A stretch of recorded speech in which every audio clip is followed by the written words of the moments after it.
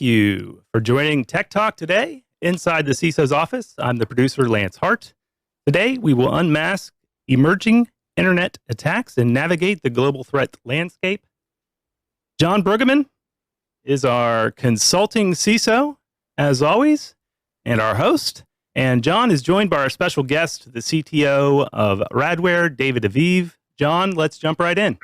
Great. Thank you so much, Lance. David, pleasure to have you here today. One of the things that I think a lot of people might have forgotten over the years is distributed denial of service attacks used to be extremely troublesome, and it used to cause a lot of problems for many, many companies. And it's still out there, but it's fallen off of the attention span, so to speak, of people because of ransomware and business email compromise. But as you and I were talking previously, it's not just the what we call layer 4 type attacks, but layer 3 or 4, but it's also the layer 7 type attacks. And so let's take a few minutes and talk about how you can identify those kinds of attacks and what's the difference between those two kinds of attacks. I don't thank you for having me. Pleasure. So, the landscape of what we call right now businesses in the line of fire is expanding, and it's beyond the layer 7 DDoS. It's just one of the phenomena. I mean, we can identify a couple of fulcrums that are now behind some of the threats, the recent threats of businesses. Let's pull up the next slide just to put the framework on. Good idea. Yeah. So when you think about the business, exactly, yes, the line of fire. Yeah. And exactly as you mentioned, the first one is definitely we start seeing the web and DDoS attack vectors converge. In that sense, we'll talk a little bit more in details on that, but the fact that we start to see that kind of intelligent tools that are using behind intelligence, crowdsourcing, in order to inflict very malicious and very targeted layer 7 at flats beyond what we know, the layer 3, layer 4. So this is definitely that convergence of targeted attacks on publicly exposed resources. This is one pillar, one fulcrum, as we call in that landscape. And the second one, I would say, is the application ecosystem. The fact that more and more, when you start building your modern applications, you have many partners, third parties, which by that provide you a supply chain. You don't have any control on the CI/CD sanitation. And, well, you have blind spots. And with those blind spots, you start having leakage, PII leakage, personal information leakage, data leakage, which is, we have many, many incidents of that. But there are ways to deal with it on the web, on publicly exposed resources. So that's definitely another concern, the supply chain ecosystem. How do we incorporate security for that? And the third one, I would say, very popular. It's the new AI supply chain. It's not only Gen AI, but generative AI is starting to be AI integrated application race, I call it. It's embedding new tools. So suddenly you have, there are many dimensions to that. One of them that we are dealing with is the proliferation of 0 days. Right. You have now emerging capabilities to build and customize 0 days. And that's another trend of what we call weaponizing AI.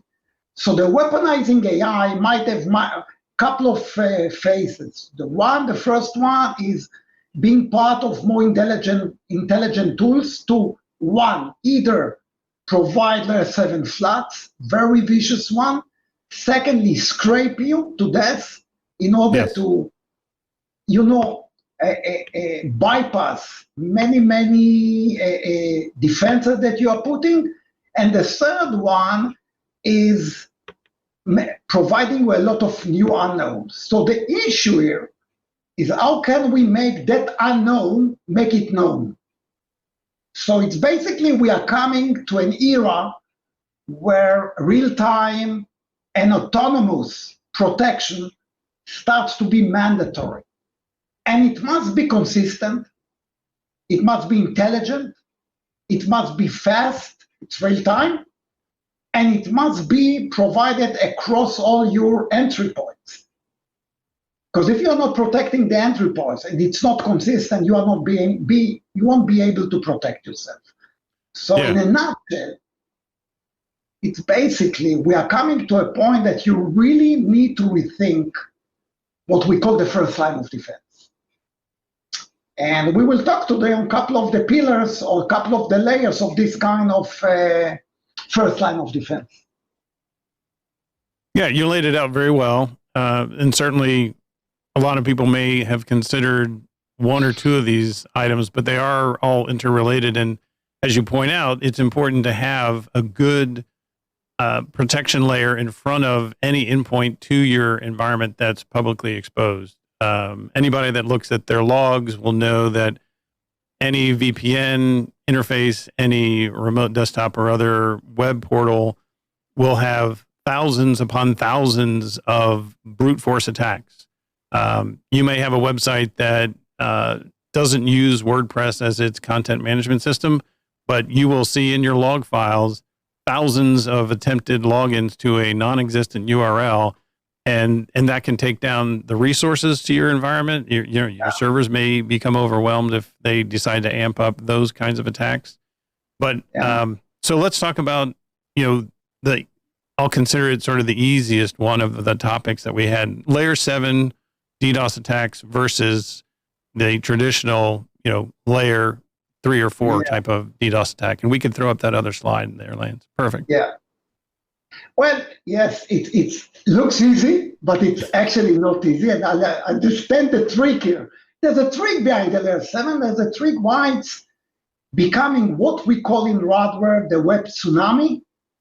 The floods are quite hard to stop. You need to provide a completely new set of tools in order to cope with it. And remember, we are talking on a layer 7 flood, which means if it's a layer 7 flood, we need to deal with it at layer 7. And here becomes the... So why is it so tricky? Because if you look at the layer 3, 4 floods, we do it for years. And this is basically, we do packet analysis. And the packet analysis is based on a net flow or 5-tuple analysis. And there are, it's exhaustion either of bandwidth, bits per second, packets per second, and the infrastructure, the routing resources, the router, basically the flow per second, PPS, many flavors. So this is one. There's still many types of floods. We're not going to address it, but when you look at the layer 7, you can see it clearly. The web floods, from that point of view, it's a very small bandwidth exhaustion. So how come it tears down all the defenses of your application? And then if we can pull up the next slide, it will be clear. Because when we start talking on that, and we look in a different prisma. And the new prisma that we need to look at is actually the request per second, in which those attacks are very targeted, are targeting specifically resources, URLs. They are very targeted. So it means that the attacker usually did reconnaissance before, understands exactly the type of request that you will send and will craft in order to starve the states of your reverse proxy, your firewall, your load balancer, anything else, and even craft that kind of request that will choke the database, the application pipeline. Wow, so that suddenly, if you use tools, NetFlow tools, that you are using to run on floods, you see nothing in the radar. It's like running an F-35, stealth fighter on a traditional radar. We'll see maybe a small blimp, but nothing more. More dangerous, actually. Those tools, and we start seeing it, massive since the Ukraine-Russian, the geopolitical new conditions and many, many others. There are many sources. We start seeing many tools, many groups like No Name 057 and many others. I won't mention all of them. They use new tools. Right. Probably, but the idea behind the tool, think about that. They're using crowdsourcing, which means, hey, you volunteer to our cause? Perfect. We will download you an agent. You will be synchronized to an attack. They're using VPN to mask guard, the entry, the point. So the combination of VPN, crowdsourcing, and guess what? If you have now tools like generative AI to scrape and understand and read and the victim in a stealth mode, you have now everything in order to craft a legitimate payload to run after you and create an attack, which is a very fast morphing. So if you combine all of those factors, which is a layer 7 attack, and you saw in the graph such a rise in the requests per second, suddenly the defender needs now to think differently, needs to move from a packet analysis to a payload analysis, a transaction analysis. Well, it's like I'm used to run in real time, analyze 5 tuples. I now need to analyze thousands, hundreds of parameters in real time.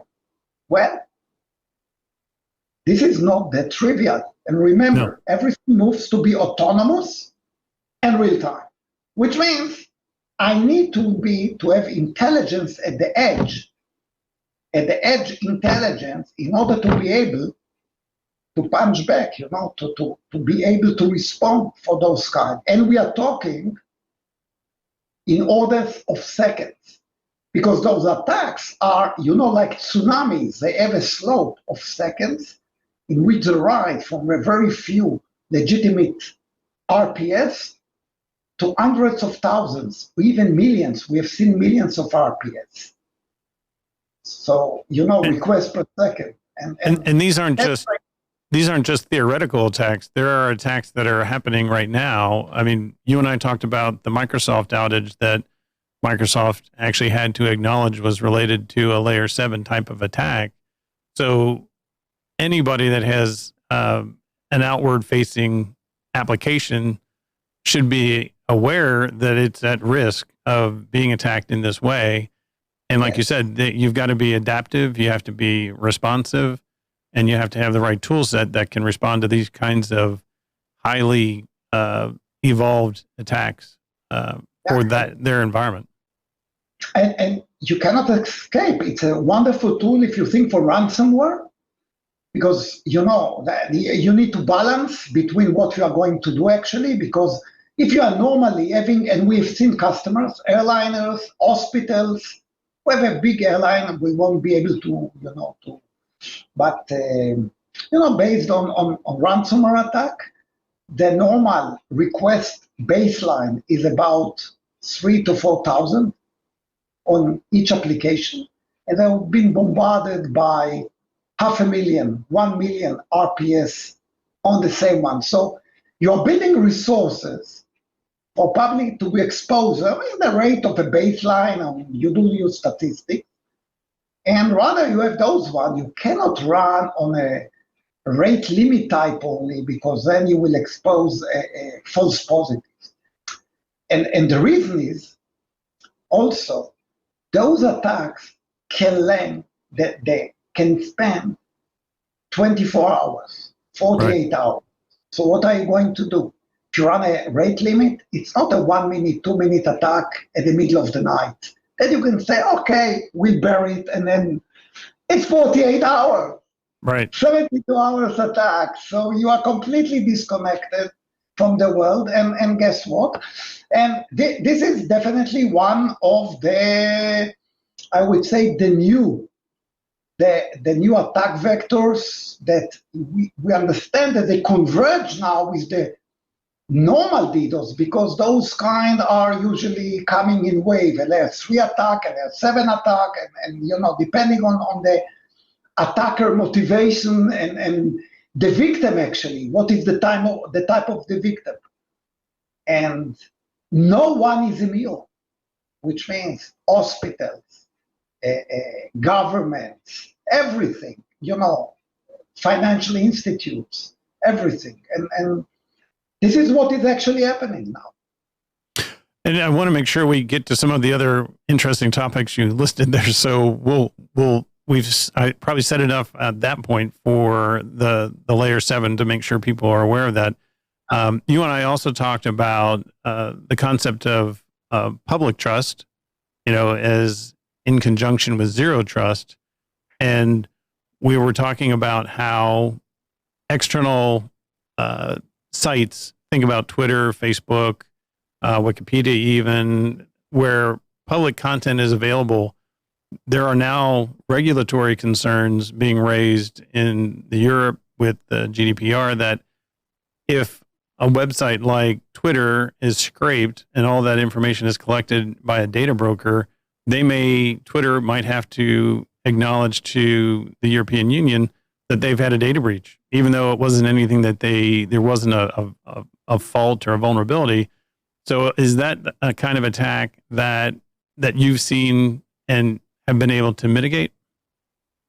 Yeah, this is, I would say, evolution of the traditional anti-bot tools. Right. Because, everyone is, usually when you have a publicly exposed resource, the bot layer is part of your inventory list in order to buy. The trick about it, that, some of what we discussed before, the scrapers, other bot attacks, becoming much more sophisticated. It's not anymore primitive tools that are just running on your landing page. Once again, with the intelligence, with the weaponizing AI, if I would like to scrape you to death, as we call, in order to leak all the information, even you put the protection, it's not an easy task. Definitely, when you start moving also to an ATO domain, account takeover, because, even it's publicly exposed, you might provide some authentication authorization of sensitive resources. Then we come to an ATO. So the concept of bot, in my view, and we are working on that in Radware, is evolving to a concept that industry starts to talk about, what we call the public zero trust. Right. And the public zero trust, if you think of zero trust at all, it's an enterprise concept. And you have the SASE and many, many vendors playing in that one.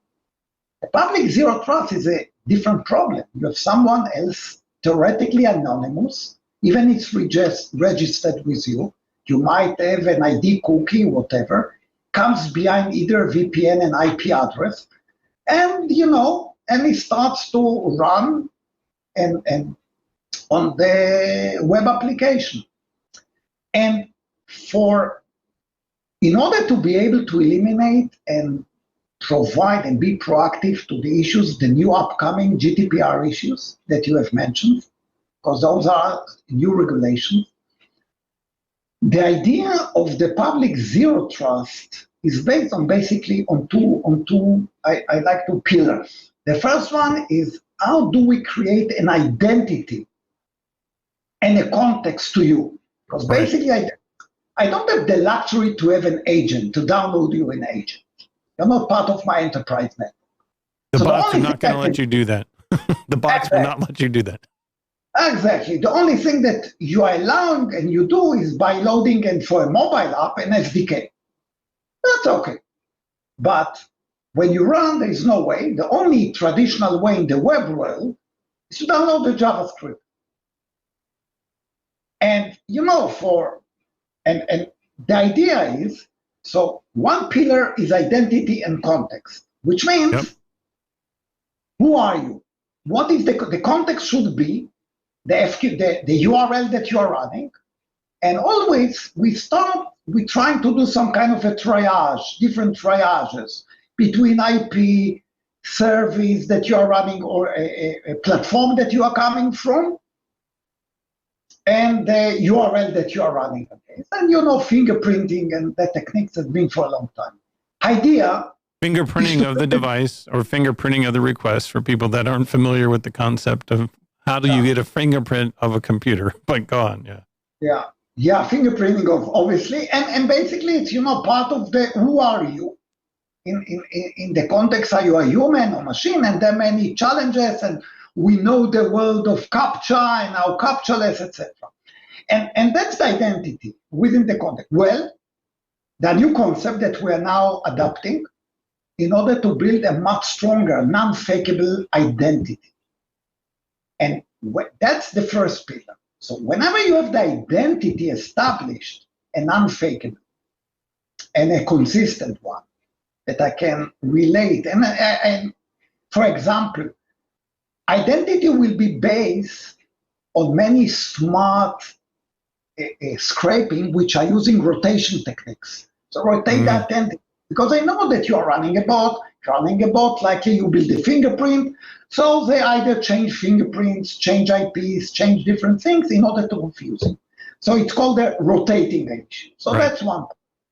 Now, whenever you have an identity, well, on that anchor, I can start running what we call continuous adaptive risk and threat assessment, which means this is called by, I think, the one that phrased it as a framework is Gartner. Yeah. Gartner, which means, and that's why it's coming to zero trust, public zero trust. It's about verify and trust, not trust, but verify, because the normal one is trust because it's a publicly exposed. So I need to trust you and I'm verifying you. So from time to time, I'm sending you a captcha or something like a challenge. Right. This is the opposite one. That's why it's adopting the zero trust idea. I'm verifying you. Even I'm letting you in, I'm actually continuously tracking. Now I can track based on a non-fakeable identity, because then I know that the telemetry, the statistics, the analytics I'm doing are consistent one. And you don't confuse me. Right. You don't pollute me, because you don't poison the metrics that I'm running. And by the way, what we have done, that this concept that we have developed is based on a blockchain-like token mechanism. Oh, very token. interesting. Okay. Yes, it's exchanges of tokens, trust tokens, and based on that, basically what we can do further, it's even a more dramatic thing. Based on that, we can move to a captcha-less paradigm in which if you don't behave correctly, because I can track you, I can punish you. Yeah, say a little bit more about that. We talked about the punishment of somebody who's been naughty in a sense. Exactly, I can punish you because I can punish exactly the bad actor because I have your identity, and even if you change the IP or your fingerprint, I will be able to address you and identify you and punish you. Now, it's more complicated than that. It's right. The devil is in the details. Yes. But the concept that suddenly, beyond being able to protect yourself, to protect against scraping, and the more advanced one is account takeover attacks, which are more and beyond credential stuffing and brute force and credit swapping, all that kind of things. That mechanism provides you actually shifting the attack vector into the attacker. So you revert the attack, because if I punish you, I choke your browser more and more. By the end of the day, the bot will understand that will understand that, hey, I cannot attack that customer, I need to move to another one, or change tactics, change. Yeah, you make it more expensive for the attacker to attack, the customer you're protecting. You got to make it expensive on the attacker, otherwise they'll just keep doing it. Exactly. You flip the cost structure. Usually the defender will bear the cost. In that sense, because it's scraping, attacker will bear. So this is like another pillar, of the layers, another layers of the defenses, more sophisticated defenses. Let's take a few minutes, because we've got about 6 or so minutes left, and talk about blind spots and how do you identify those new attacks that, whether they're 0 days, so there wouldn't be a signature that you could pattern match against for, an SQL vulnerability that may be disclosed tomorrow. So when you are looking for the blind spots, what are the techniques or the tools that you implement in that case? Yeah. So just first, let's make some order, semantics.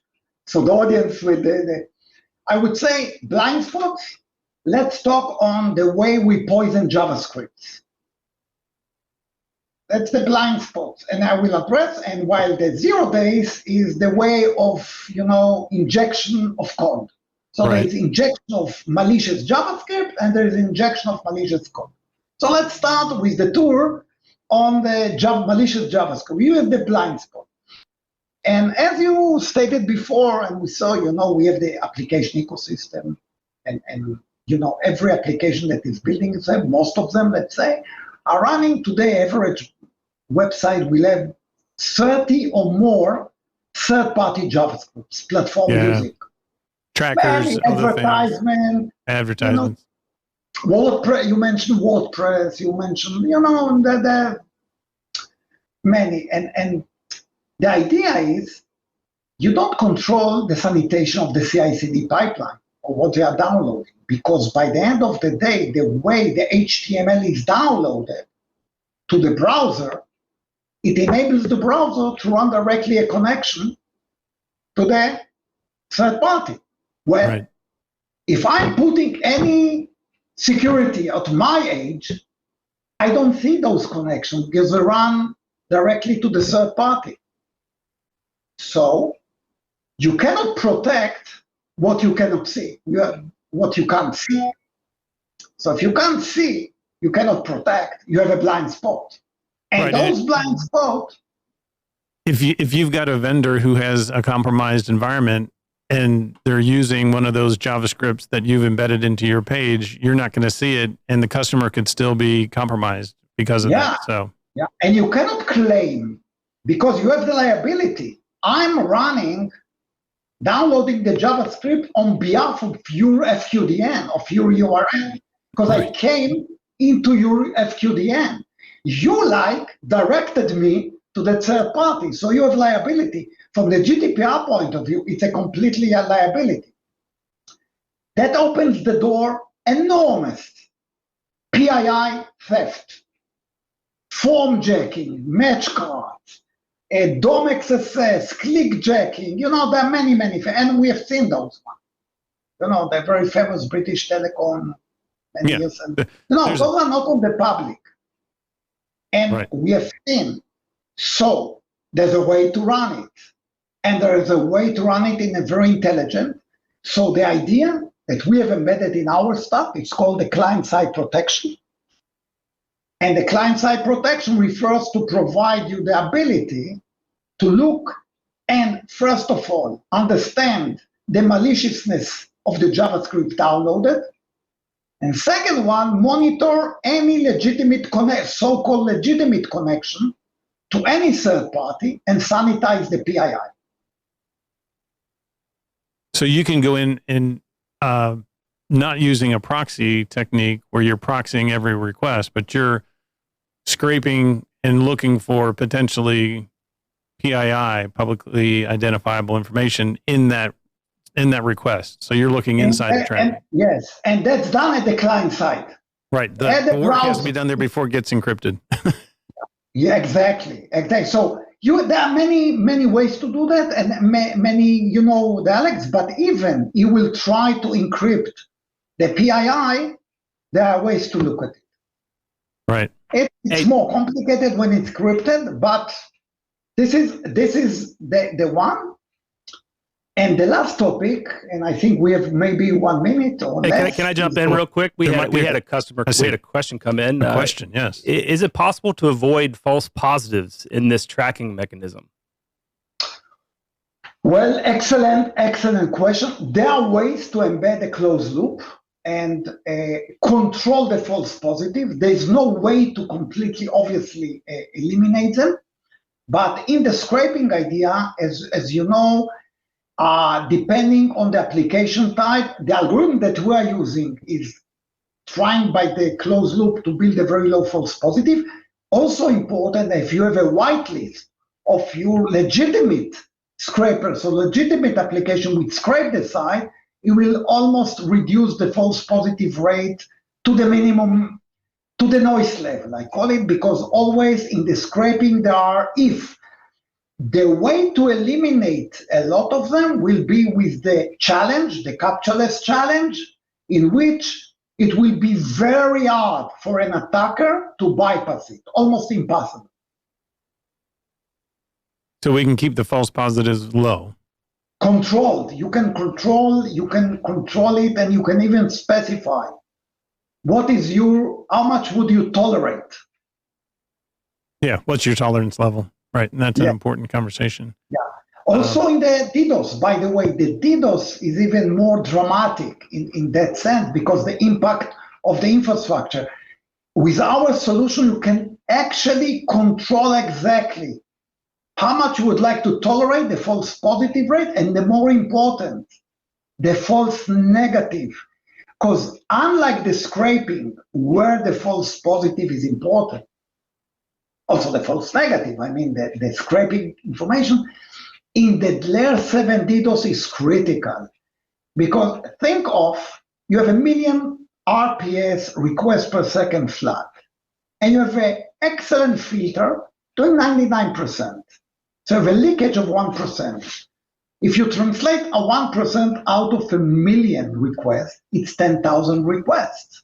Right. If your site baseline is 1,000, it gets a 10,000, even with an extraordinary filter. Boom, you are down, and you don't understand why. So controlling false positives and false negatives becomes critical in this new environment of real time. Right, without a doubt. And we'll do that last topic, and then we'll wrap it up. So, yeah, the 0 days. 0 days, yes. 0 days is an art, is strength. It's a code. We are moving to a realm of code injection. We looked before JavaScript injection. We are now code injection now. Code injection now is, with weaponizing AI, many open opportunities to craft. Everyone is looking for the log 5J, for 5J, and the log 4J is the log 5J, so called. And this is definitely an area of a positive model, only learning.